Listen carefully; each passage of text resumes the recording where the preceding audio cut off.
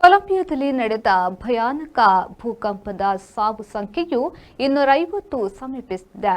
ಅವಶೇಷಗಳಡಿ ಶವಗಳು ಸಿಗುತ್ತಲೇ ಇವೆ. ಕೊಲಂಬಿಯಾದ ಪಶ್ಚಿಮ ಭಾಗದಲ್ಲಿ ನಡೆದ ಭೂಕಂಪ ಅಪಾರ ಹಾನಿಯನ್ನ ಮಾಡಿದೆ. ಸರ್ಕಾರವು ತುರ್ತು ಪರಿಸ್ಥಿತಿಯನ್ನ ಘೋಷಣೆ ಮಾಡಿದೆ. 230ಕ್ಕೂ ಹೆಚ್ಚು ಜನರು ಸಾವನ್ನಪ್ಪಿದ್ದಾರೆ. ಕಟ್ಟಡಗಳ ಅಡಿ ಶವಗಳು ಸಿಗುತ್ತಿರುವುದರಿಂದ ಸಾವು ಸಂಖ್ಯೆ ಇನ್ನಷ್ಟು ಏರಲಿದೆ ಎನ್ನಲಾಗಿದೆ. 570ಕ್ಕೂ ಹೆಚ್ಚು ಜನರು ಗಾಯಗೊಂಡಿದ್ದು ಹಲವರ ಸ್ಥಿತಿ ಚಿಂತಾಜನಕವಾಗಿದೆ. ಶಾಲೆ, ಮನೆ, ವಾಣಿಜ್ಯ ಕಟ್ಟಡ ಎಂದು 1577 ಕಟ್ಟಡಗಳು ಬಿದ್ದು ಹೋಗಿವೆ.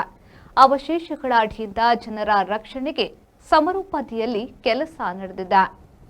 ಚೋಕು, ರಿಸರಾಲ್ಡ್, ಕ್ಯಾಪಿ ಪ್ರದೇಶಗಳು 7.4 ತೀವ್ರತೆಯ ಭೂಕಂಪದಲ್ಲಿ ಪೂರ್ಣ ಅಡಿಮೇಲಾಗಿದೆ. ಲಕ್ಷಾಂತರ ಜನರು ಬೀದಿಗೆ ಬಿದ್ದಿದ್ದಾರೆ.